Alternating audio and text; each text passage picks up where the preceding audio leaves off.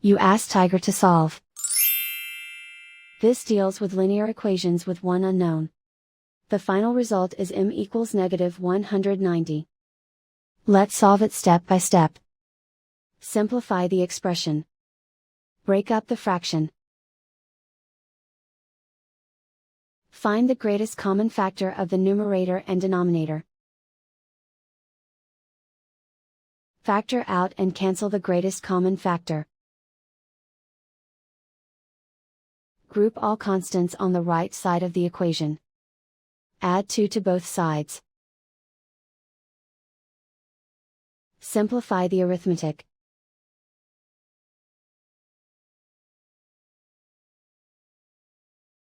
Isolate the m. Multiply both sides by 5. Group like terms. Multiply the coefficients.